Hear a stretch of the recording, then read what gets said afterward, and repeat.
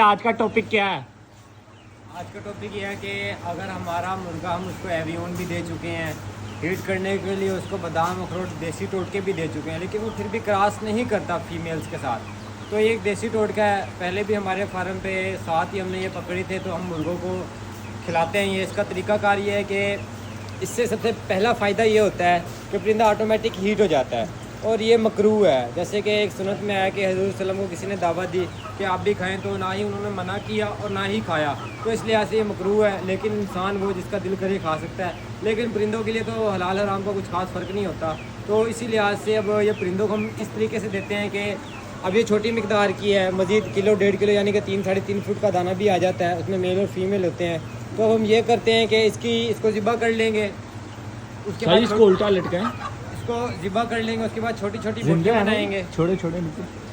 ओए डेंजरस। इसकी बोटियाँ बना के हम क्या करेंगे, एक सेर यानी कि 1 किलो गंदम ले लेंगे साफ़। गंदम में पानी की मिकदार डाल के बीच में इसका गोश्त डाल देंगे, पूरा आंते वगैरह निकाल के, यानी कि इसके सारे पीस कर लेंगे।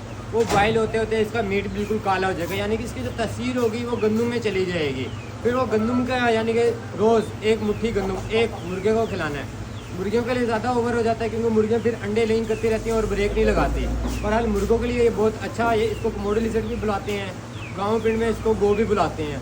तो ये मुर्गों के बहुत अच्छा है, उसमें फर्टिलाइजेशन में भी इजाफा होता है और मुर्गे क्रॉस भी ज़रूरत से ज़्यादा करते हैं।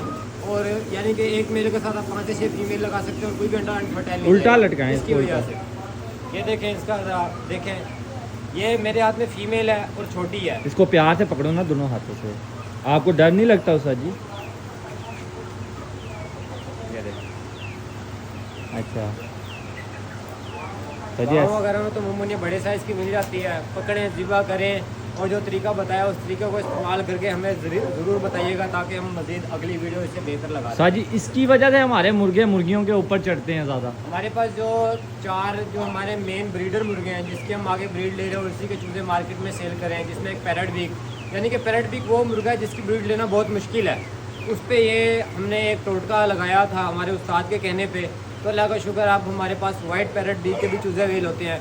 बाकी तो अमूमन हर कोई चूज़े निकलवा लेते हैं, लेकिन पैरट बीक की ब्रीड निकलवाना कोई आसान बात नहीं है, हमें भी बहुत मेहनत करनी पड़ी। आज 2 साल के बाद हम पैरट बीक में कामयाबी हासिल कर चुके हैं और पैरट बीक के चूज़े निकलवा रहे हैं जिसमें वाइट भी और रेंडम भी हैं। चेक करें।